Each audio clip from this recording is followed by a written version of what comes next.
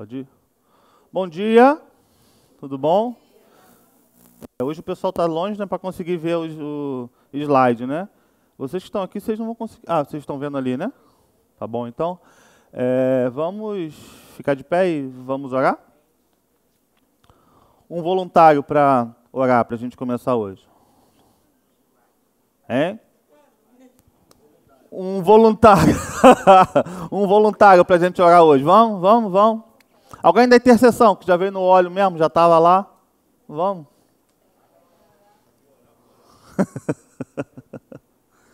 Sirleia, graças a Deus. Paz. Deus, nós louvamos, ó Deus, nesta manhã. Nós estamos aqui na Tua presença, ó Deus, para glorificar e exaltar o Teu santo nome. Que nesta manhã, ó Deus, que o Senhor venha sobre nós, para que nós possamos, ó Deus, esmiuçar a Tua palavra, para termos mais conhecimento, para errar menos, Senhor. Não queremos errar, não queremos pecar, mas queremos nesta manhã que o Senhor venha sobre a nossa mente, dando-nos conhecimento e sabedoria, para que nós possamos estar diante da Tua presença com excelência e sabendo quem o Senhor é e quem nós somos no Senhor. Amém. Glória Muito obrigada, Senhor, por esta manhã. Abençoa, Senhor, a vida do pastor Marcos. Dê a ele, Senhor, sabedoria, ousadia, conhecimento, o transbordar, Senhor, para que nós possamos sair desse lugar cheio do conhecimento, para colocarmos, ó Deus, em prática, para buscar aqueles que ainda não têm o conhecimento, que não conhecem ainda o Senhor, para estar junto conosco nesta guerra, para trazer mais vidas aos seus pés, para que conheça quem o Senhor é. Deus de amor, Deus poderoso, Deus que ama o pecador, mas que detesta o pecado. Deus, em nome de Jesus, nós queremos te agradecer por cada vida que aqui está presente, ó Deus, e aqueles que estão online, ó Deus, que possam ser alcançados pelo Senhor nesta manhã. Amém. Em o nome de Jesus, que nós te pedimos e te agradecemos. Aleluia. Amém. Glória a Deus. Amém. Então, continuando o nosso módulo Marcas de uma Igreja Madura, hoje o tema da nossa aula é maturidade doutrinária. O nosso texto base, Gálatas 1, de 1 ao 9. Acompanhe aí então a leitura. Paulo, apóstolo enviado, não da parte de homens, nem por meio de pessoa alguma, mas por Jesus Cristo e por Deus Pai, que o ressuscitou dos mortos. E todos os irmãos que estão comigo às igrejas da Galácia. A vocês, graça e paz da parte de Deus, nosso Pai, e do Senhor Jesus Cristo, que se entregou a si mesmo por nossos pecados, a fim de nos resgatar desta presente era perversa, segundo a vontade de nosso Deus e Pai, a quem seja a glória para todo sempre. Amém. Admiro-me que vocês estejam abandonando tão rapidamente aquele que os chamou pela graça de Cristo para seguirem outro evangelho, que na realidade não é o evangelho. O que ocorre é que algumas pessoas o estão perturbando, querendo perverter o evangelho de Cristo. Mas ainda que nós, ou um anjo do céu, pregue um evangelho diferente daquele que lhe pregamos, que seja amaldiçoado. Como já dissemos, agora repito, se alguém lhes anuncia um evangelho diferente daquele que já receberam, que seja amaldiçoado. Queridos, esse é um texto forte, onde o apóstolo Paulo envia essa carta não a uma igreja, mas a uma região. E o nosso assunto começa com essa frase bonitinha aí, vento de doutrina. E o que isso traz para mim e para você hoje? O vento de doutrina, a ideia dele é, se nós não temos raiz firmes, qualquer vento nos derruba. Então é importante que a nossa doutrina, e é interessante que a gente defina o que é doutrina. O que é doutrina? Alguém sabe me dizer? Semana passada, é isso que eu precisava falar isso com vocês. Vamos trocar mais ideia. Vocês estavam muito quietinhos. prática. Doutrina prática, sim, mas tem uma outra palavrinha que dá para a gente substituir sempre. Ensino. A doutrina de Cristo nada mais é do que o ensino que Cristo deixou para mim e para você. E se nós mergulharmos nele, as nossas raízes vão estar profundas, e por mais que venham ventos de doutrinas, de ensino que não seja bíblico, você sabe quem você é em Deus. Você tem certeza daquilo que Deus lhe ensinou. Sabe? Você tem certeza de quem você é. Um dos grandes males do nosso presente século é que a gente não sabe quem somos. Por isso que a gente vê tanta gente em dúvida. As pessoas falam, você é isso. Se você é aquilo que a pessoa falou, você fala, ok, eu sou. Se você não é, por que você fica em dúvida? Por que você se ofende quando alguém lhe xinga de alguma coisa que você não é? Por quê? Porque a gente não tem certeza de quem nós somos. E isso também se aplica, por vezes, à nossa vida dentro da comunidade local. A gente acaba tendo muita dificuldade em entender, eu sou crente, mas tá, e aí? Eu posso, não posso, devo, não devo? Quem eu sou, quem eu não sou? Sexta-feira retrasada aqui na Rede Team, tivemos uma reunião bacana demais, né? E o tema era eu já, eu nunca. É uma brincadeira que eles fazem, que... Me ajuda aí, que eu esqueci agora.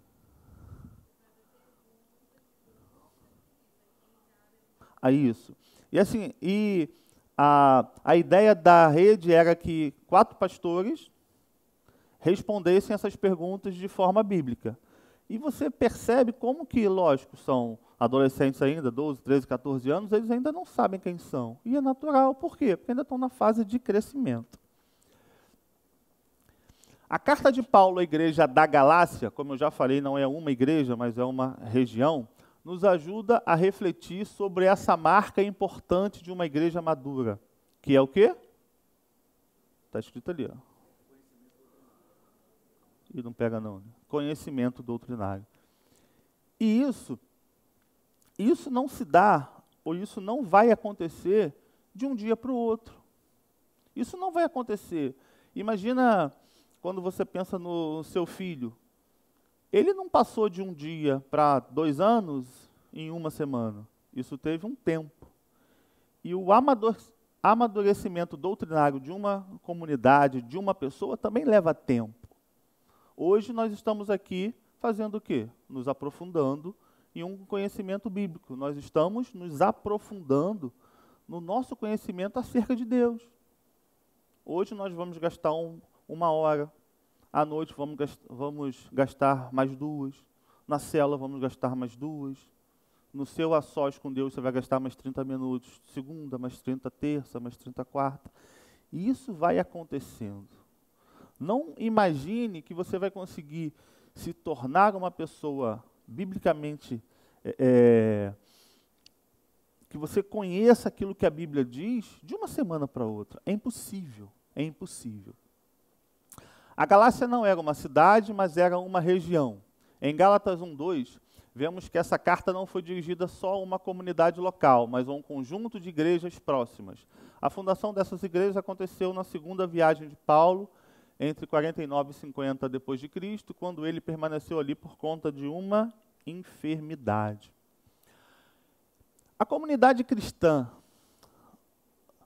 lá dos Gálatas foram ocupadas por missionários judaizantes. E por que eu fiz questão de botar essa palavra aí em negrito? Para que a gente consiga entender qual era o que estava acontecendo ali naquela igreja. Alguns irmãos, eles estavam tentando perverter o pensamento daquela comunidade, trazendo um ensino que não foi o ensino que o apóstolo Paulo, que foi o fundador deles, daquela igreja, pastor deles, ensinava. Para a gente conseguir entender de forma prática, imagina que aqui, na nossa igreja, a Igreja Renovar, domingo após domingo, nosso pastor ensina algo para a gente. Até porque isso ele faz, todo domingo, certo? Aí imagina que por uma necessidade, ele precisa ficar 1 mês fora. Vai resolver alguma coisa, precisou, ficou 1 mês fora. Nesse 1 mês, os outros pastores que aqui estão começam a ensinar coisas contrárias àquilo que ele ensina. Olha, ele é pastor daqui há 15 anos, é isso? 18 anos. 18 anos que ele está falando ali a mesma coisa. Ó, Cristo, Cristo, Cristo, Cristo, Cristo. Aí ele se ausenta por um período pequeno, alguém vai, começa a falar uma coisa contrária, e imagina que a gente acredita nisso. Imagina que a gente vai falar isso mesmo. O que o pastor estava falando não era isso. O que importa é isso é agora que esse pastor novo está falando. Percebe o que Paulo estava querendo dizer nessa carta? Ele diz, olha, por que eu estou falando a mesma coisa há tanto tempo e vocês, em um espaço de tempo tão curto, vocês estão esquecendo aquilo que eu estava ensinando? Então ele chama a atenção para aquela igreja que, olha, a autoridade que Deus deu a mim, e aí ele fala, como pastor da igreja, foi para que eu ensine aquilo que vocês precisam entender. E se outra pessoa venha e ensine algo contrário, isso não é correto. Isso não é correto. E foi mais ou menos nessa mesma linha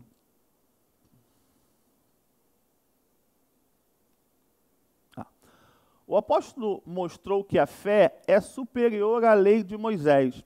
E por que ele fala sobre isso? Essa comunidade judaizante estava tentando dizer para o pessoal de Gálatas que Cristo é bacana, mas se você não cumprir o que está na lei lá atrás, não serve. Eles estavam entrando em conflito no pensamento. Paulo diz, vocês são salvos pela graça, por meio da fé, através de Cristo. Essas pessoas que chegavam falavam, olha, mais ou menos, porque se você não cumprir aquilo que está na lei, aquilo que Abraão falou, aquilo que Moisés ensinou, entende? Eles estavam divididos no pensamento. Por quê? Por quê? Alguém sabe? Provavelmente porque eles realmente estavam se deixando levar pelas palavras daquelas outras pessoas. E nisso nós precisamos prestar atenção. Quando você vai dar ouvidos a alguém que prega alguma coisa, que ensina alguma coisa, cuidado para que o encantamento pelas belas palavras, por uma oratória bacana, não nos envolva e não nos retire da rota daquilo que a gente precisa realmente caminhar. Nenhuma pessoa é justificada pelo cumprimento da lei, mas pela fé. E isso foi a essência daquilo que Paulo ensinava para eles. Olha, a lei é importante para a gente aprender um monte de coisa. A gente não vai pegar hoje, como igreja local, e jogar a antiga aliança fora, não. Tem ensinamentos ali fantásticos para a gente hoje. Mas a nossa salvação, a nossa justificação, é somente pela fé. O conteúdo da carta nos dá algumas pistas sobre como esse grupo atuavam. Eram perturbadores da fé, procuravam forçar os gálatas à circuncisão, subvertiam o evangelho de Cristo pregado por Paulo, impedindo os cristãos e cristãs de obedecerem à verdade. Todo mundo sabe o que é circuncisão, certo? Era uma maneira do judeu dizer, olha, eu sou judeu, eu sigo a lei. E quando Paulo fala, olha, você é justificado por Cristo pela fé, nada daquilo que for feito no seu corpo vai substituir isso. Mas esse grupo estava dizendo exatamente o contrário, e eles estavam caindo no canto da sereia, eles estavam se deixando levar por aqueles falsos profetas. Para separar os gálatas de Paulo, usavam artimanhas e ataques à pessoa do apóstolo. Olha que interessante o que esse pessoal fazia. Para tentar dizer para os gálatas que aquilo que Paulo pregava não era correto, eles faziam ataques pessoais à pessoa do apóstolo Paulo. E aí eles começaram a falar um monte de coisas. Isso é uma característica que a gente precisa ficar atento. Todas as vezes que a gente vai divergir de alguém em cima de um ensino, tenta separar a pessoa daquilo que a pessoa prega. Sei que muitas vezes não é fácil isso, mas sabe, se de repente Pâmela ensina alguma coisa, eu falo, Pâmela, eu acho que isso não é certo. Eu não estou aqui querendo falar mal dela, eu estou aqui querendo muitas vezes só dizer, Pâmela, eu penso diferente, pode ser que daqui a pouco eu entenda o que Pâmela disse e falar, não, eu concordo contigo. Mas eu não preciso fazer um ataque pessoal, eu só preciso expor melhor as minhas ideias. Diante da afirmação que não teria autoridade para expandir o evangelho de Jesus Cristo, por não ser um apóstolo, Paulo dedicou parte da carta a legitimar o seu ministério. Quem abriu aí? Deixa eu abrir de novo aqui o texto. Só para a gente entender o que é isso. Olha o que o texto diz lá no versículo 1. Ele já começa falando, Paulo, apóstolo enviado, não da parte dos homens. Por que Paulo fala isso? Porque ele está se defendendo de uma acusação que estavam fazendo contra ele. E era uma acusação mentirosa. Uma acusação que não era verdadeira. Então ele começa falando, olha, aquilo que eu prego a vocês, eu não recebi de homens, eu não copiei de ninguém. Eu simplesmente estou pregando aquilo que eu recebi do próprio Senhor. E ele atesta, ele confirma que ele tinha legitimidade para ensinar, porque o ensino dele era fiel àquilo que Deus havia comissionado a ele.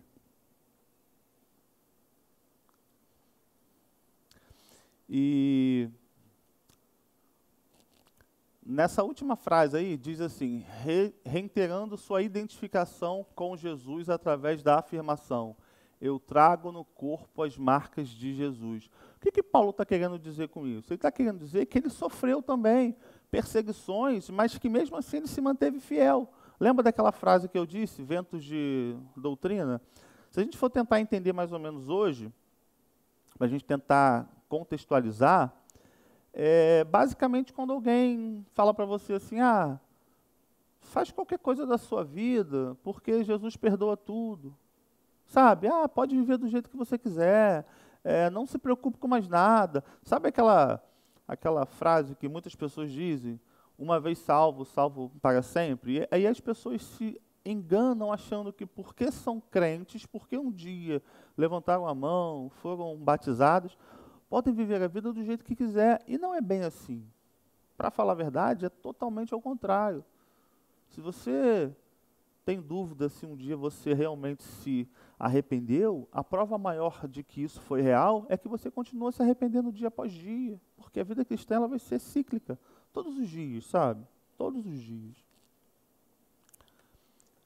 Apesar de tantas definições que recebeu ao longo da história, a palavra doutrina simplesmente significa ensino ou instrução, marca fundamental do ministério de Jesus. Quando nós lemos os evangelhos que narram a vida de Cristo aqui na Terra, duas coisas vão nos chamar a atenção. A primeira ele fazia muitos milagres, certo? E os sinais eram necessários para que as pessoas tivessem certeza de que ele era o Cristo. Todos os milagres que Cristo faz, nenhum deles foi feito a ermo, solto, sem um porquê. Cristo sempre foi intencional em tudo aquilo que ele fez. Todas as vezes que ele realizava algo, todas aquelas coisas ali sempre tinha por trás a intenção de um ensino. E aí essa é a segunda característica mais marcante de toda a vida de Cristo. Ele sempre ensinou. Se você pegar qualquer texto nos evangelhos onde narre alguma passagem que Cristo estava envolvido, numa passagem maior ou numa passagem menor, ele sempre traz ensino. Por que isso? Por que isso? Por que será que ele sempre se importou tanto com isso? Porque ele, como Deus, conhece os nossos corações, mas como homem, ele sabia das nossas fragilidades. E a gente não precisa esconder isso de ninguém. Nós somos homens, pecadores, frágeis, a nossa mente pensa coisa errada todo dia, o nosso coração maquina o mal. Isso é inerente ao coração humano. Ele sabia disso. Ele sabia que o nosso coração era tendencioso para o mal. E assim, a gente não precisa dar uma de santarrão, entendeu? Isso acontece com a gente. Você está ali na graça, no trânsito, cantando um louvor ao Senhor, o abençoado te fecha na hora, sabe? O velho homem parece que pula assim, filho do Satanás. Isso acontece comigo? Porque comigo acontece. E a gente precisa entender, olha, aí você tem que resgatar os ensinos que Cristo te teve. Ó, seja manso, seja humilde. Entendeu? Eu só ando com o vidro fechado para não correr risco de, nessa hora aí, eu falar alguma coisa errada.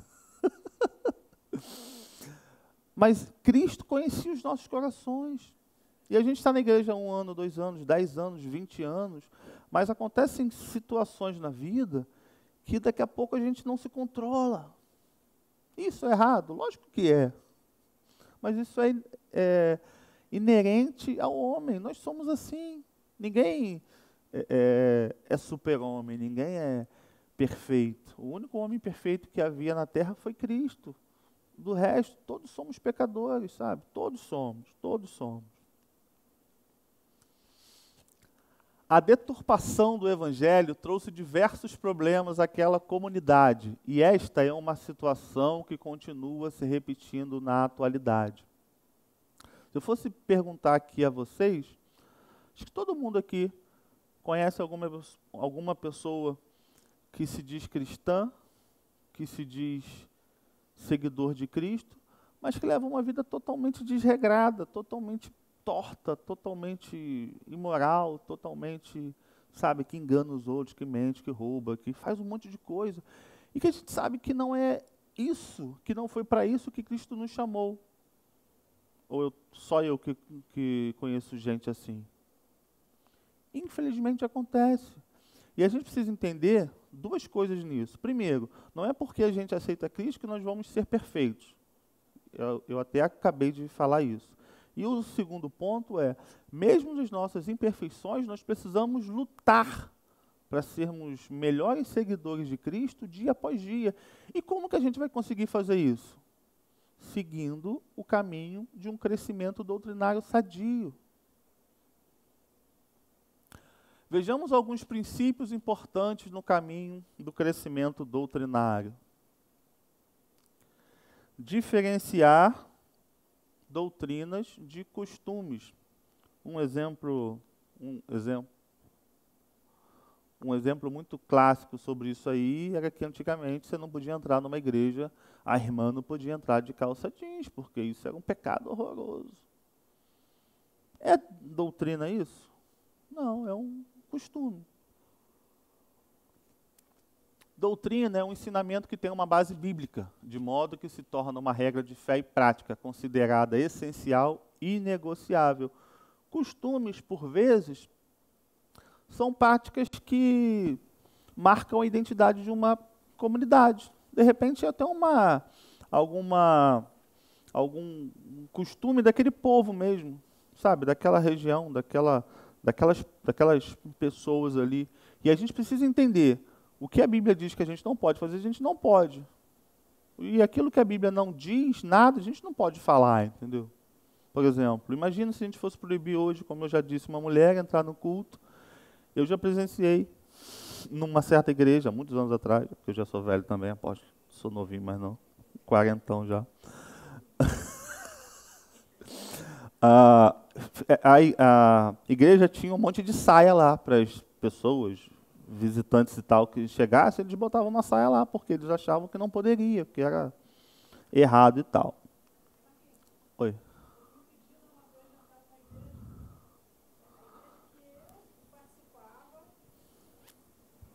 Na igreja onde eu participava, a gente ia fazer um evento para os jovens. E aí nós nos reunimos com um irmãozinho que era de outra filial, de Copacabana, e fomos visitar as igrejas.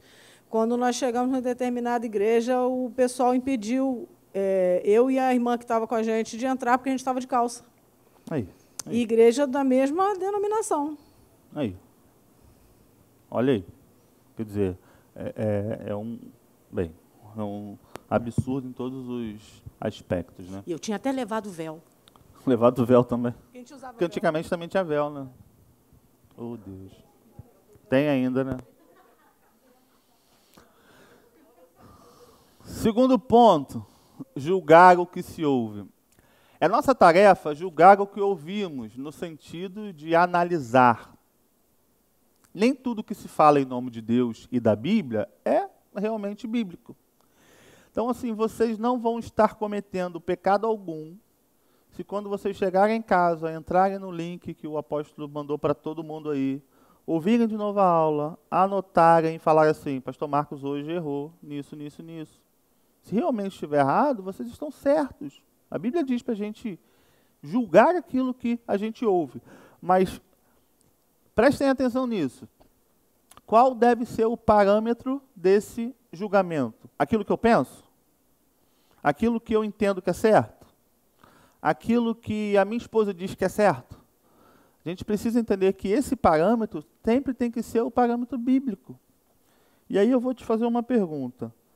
Como você vai conseguir entender se aquilo que é dito é bíblico ou não, se você não tem intimidade com a Bíblia?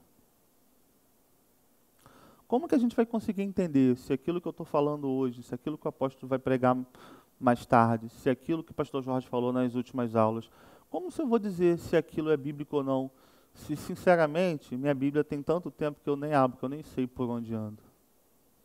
Se a gente não entender quem é a Bíblia, aquilo que a Bíblia fala, se nós não entendermos que a Bíblia é um livro só, que aquilo que ela fala da primeira à última frase não se contradiz, se é uma história só, se aquilo tudo tem uma harmonia, um sentido, uma intencionalidade. Se eu não conseguir entender isso, como que eu vou dizer se aquilo que foi pregado é certo ou não? Na verdade, a gente vai se baseando se o cara tem uma palavra legal, se no meio do culto a gente ri, a gente vai achando que isso é o certo. E muitas vezes o cara está ali falando abobrinha demais, a gente está ali, ó, batendo palma. Eu lembro que há um tempo atrás, mandaram para mim um vídeo, não sei por que mandam para mim esse tipo de vídeo, né? Uma cidadã cantando, e no meio da música ela me solta um palavrão, gente. E a igreja está batendo palma. Eu, cara, não é possível. Por que ocorre isso? Porque muitas vezes as pessoas não têm conhecimento bíblico, acham que aquilo é normal, sabe? Acham que aquilo é bom. Por quê? Porque é engraçado, porque te prende. Mas nós não devemos ter assim. Por isso, devemos ter a mente voltada à palavra de Deus, a fim de exercermos essa ação tão importante que é a avaliação, como fazia a igreja de Bereia diante dos ensinos do apóstolo Paulo. Volto a repetir, não há erro nisso. A gente só precisa ter cuidado quando a gente for fazer esse tipo de coisa. Conhecer bem a doutrina da nossa igreja. Quando não conhecemos as doutrinas e os costumes da comunidade da qual decidimos participar, podemos ter dificuldade, seja por agirmos contraditoriamente à igreja ou quando conscientemente resistimos ao que se ensina e pratica. Dessa forma, podemos gerar divisão. Por isso, ao assumir o compromisso com a igreja, é preciso conhecer e aceitar a sua doutrina, que certamente pode ser reconhecida como bíblica. Então, meu irmão, a partir do momento que você decidiu caminhar conosco, respeite aquilo que a gente entende por certo. E quando a gente fala isso, eu falo isso com o coração muito tranquilo, sem soberba alguma, sabe? Se você decidiu caminhar conosco, nós não somos perfeitos, o apóstolo não é perfeito.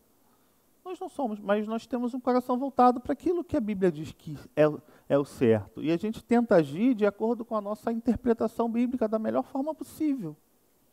Então, se de repente alguma coisa que você não acha que seja o certo, se você tiver um fundamento bíblico, fale, mas fale de forma ordenada, mas biblicamente.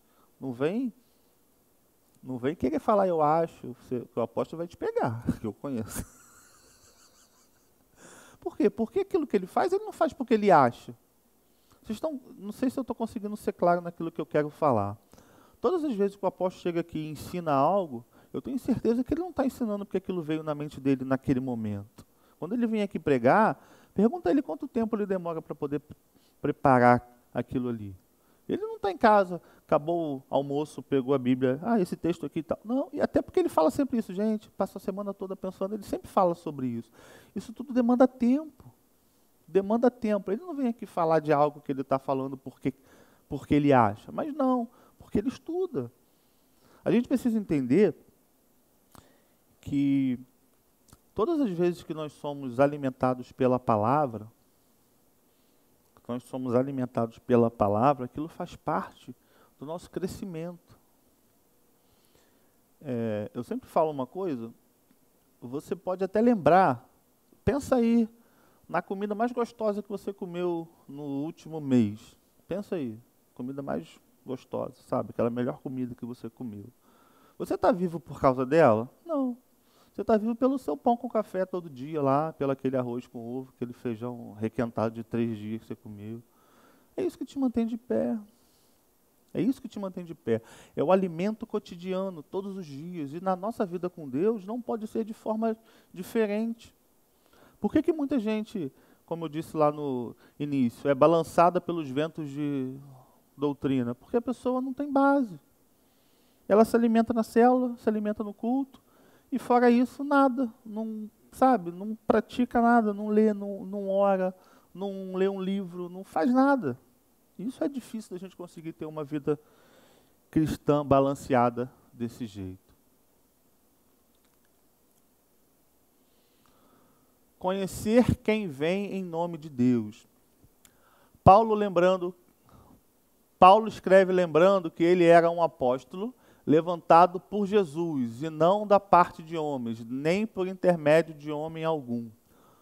Conhecer as credenciais das pessoas que nos falam em nossos dias, seja pela pregação da palavra escrita ou cantada, é muito importante. Quem é enviado em nome de Deus, prega e vive a verdade do evangelho da salvação. Não usa essas palavras em benefícios próprios.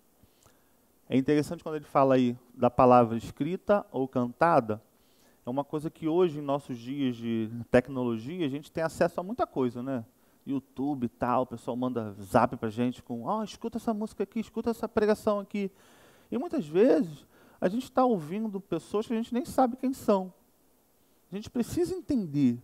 Não é só porque alguém diz que vem em nome de Deus, é que aquela pessoa realmente venha em nome de Deus.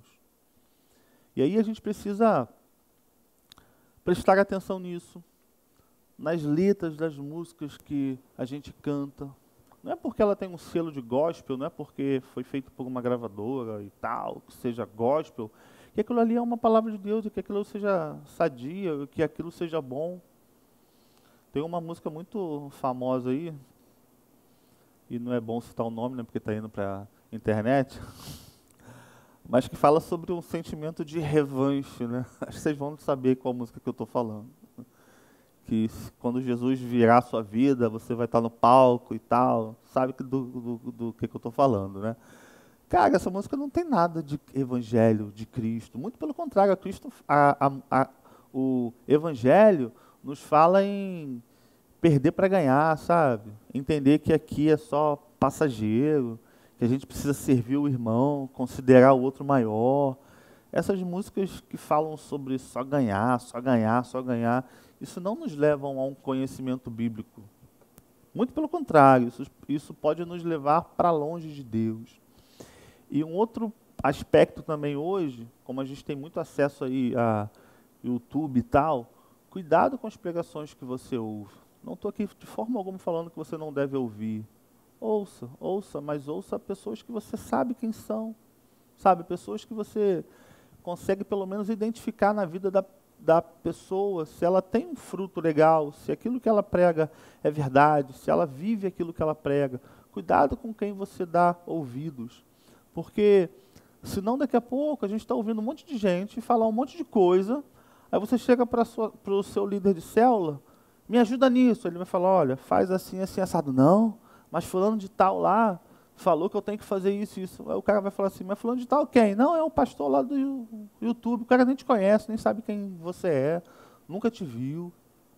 O seu pastor, o seu líder, o seu líder de rede, ele te conhece, ele te acompanha, ele sabe quando ele te fala algo, ele está te falando em cima de tudo que ele já te acompanha há uma semana, um mês, um ano, há 2, há 3, ele já sabe o porquê que ele está falando aquilo. Ele não está simplesmente jogando palavras fora, sabe? Palavras ao vento. Marquinhos, dá um exemplo dessa questão, né, de saber a fonte, né, da onde vem. É aquele momento lá que nós vemos em Atos 16, né, quando Paulo, né, está lá com Silas, se eu não me engano, e aquela mulher adivinha, né, fica falando, né, para todo mundo, né, eles são servos de Deus que veio nos trazer uma palavra de salvação, né. Então a palavra que ela estava trazendo era uma palavra, na realidade, correta, era aquilo mesmo, né, que eles vieram fazer, né.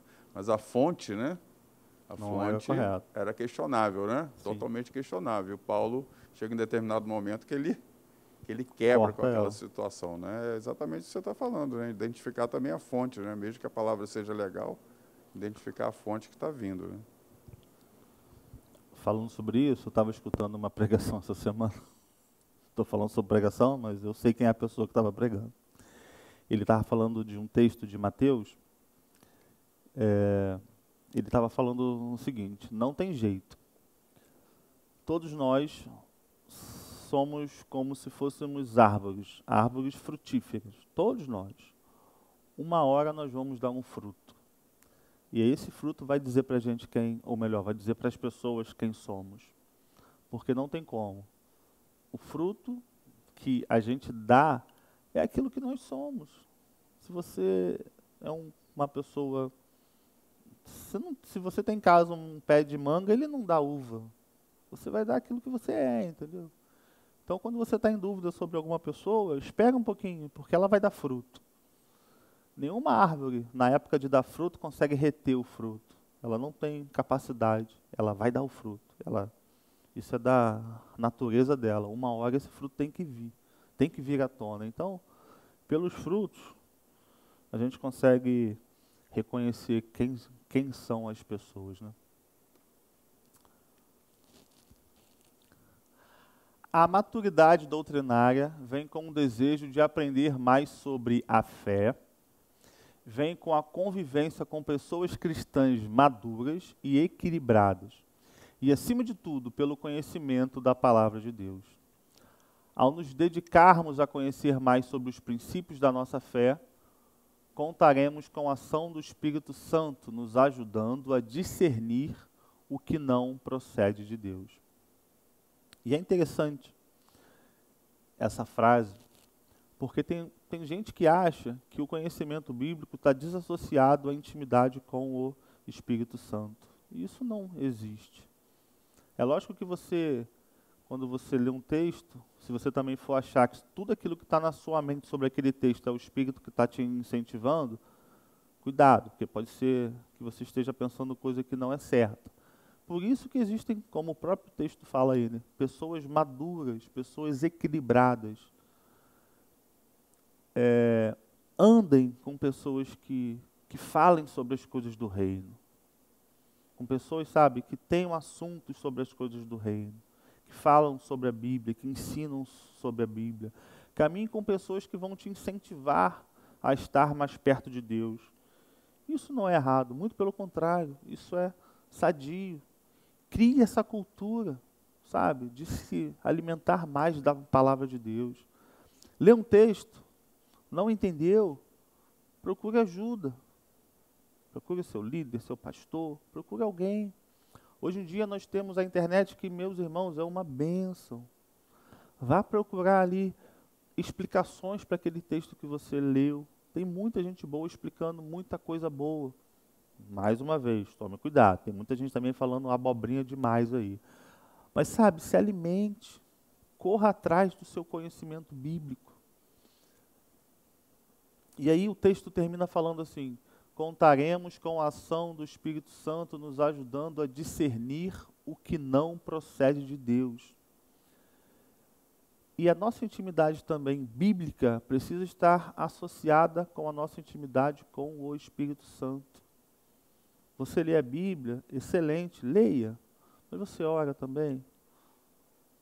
Você se confronta com aquilo que você lê na Bíblia? Porque quando particularmente eu leio alguns textos, aquilo me confronta. E é o Espírito Santo agindo, ó, precisa melhorar nisso, naquilo outro, tal. Isso é normal. Nós precisamos agir dessa forma. E a gente já está caminhando para o final. Eu queria ajuda agora de alguém para me ajudar. Dá um papelzinho desse para cada um aí, por favor. Acho que tem pouco. Passa para lá. Passa para trás aí, ó. Vai. Passa para ela aqui, ó. Passa para trás aqui. Maria, vai pegando um e passa para trás.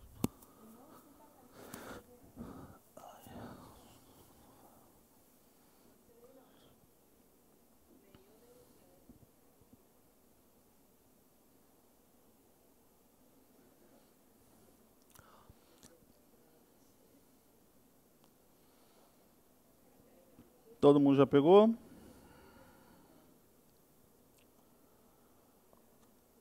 Todo mundo já pegou? Tá chegando aí. Então, vamos acompanhar aí. Ó. O posicionamento de Paulo nos ajuda a pensar na importância de crescermos doutrinária e teologicamente em nossa experiência de fé.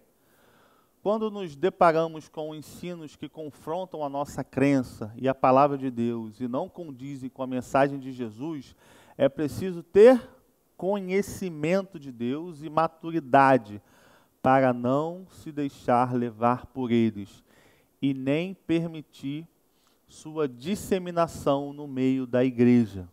Precisamos zelar pela verdade do Evangelho e fazemos isso permanecendo fiéis a Deus e às doutrinas da sua palavra.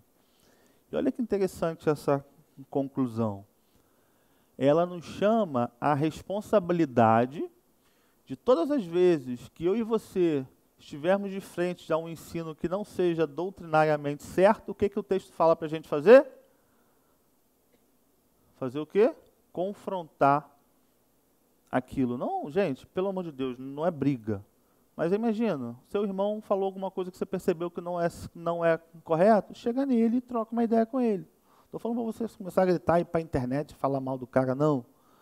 Mas entenda, nós precisamos ser disseminadores de uma boa doutrina bíblica e de uma boa doutrina teológica. E nos minutinhos que nós temos aqui para poder encerrar, como nós fizemos semana passada, eu queria bater um papo. Eu dei os papéis todos para todo mundo e fiquei sem nenhum. Tem uma frase aí que nem eu tenho anotado aqui.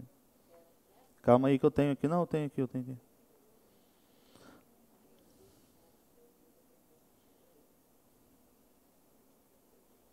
E não, empresta aí, que eu achei que tivesse aqui, mas não tem não. Ficou salvo no outro computador.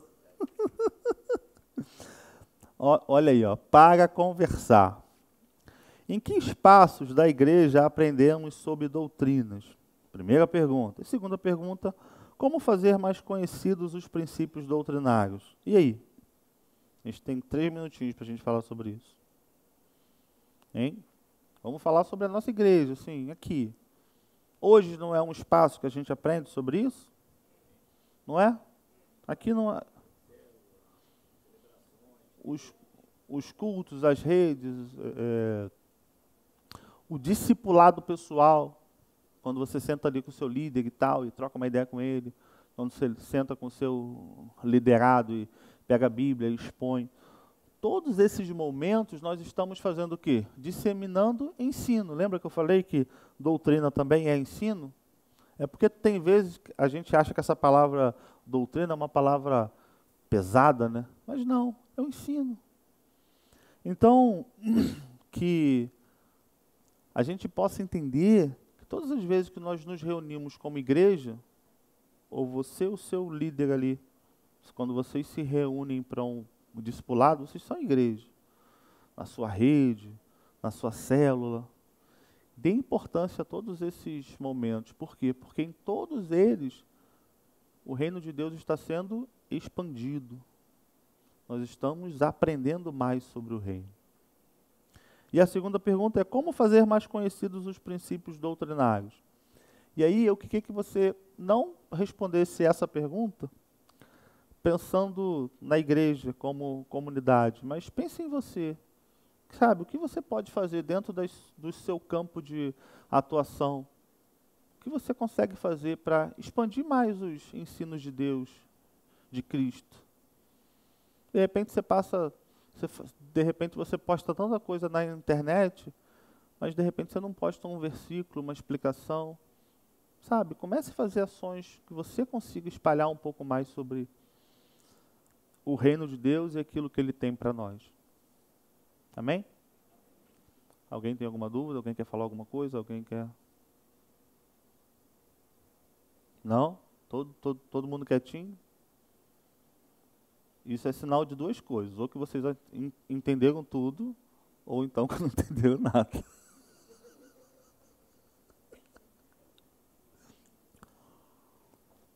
Amém? Então vamos ficar de pé, vamos orar. A gente encerrar às 10, porque a galera tem ensaio aí, né? Lembre-se que domingo... É domingo já, não é? A peça, né? Então vamos orar, né? Senhor Deus Todo-Poderoso, muito obrigado, Pai, por esse momento que estivemos reunidos como sua igreja.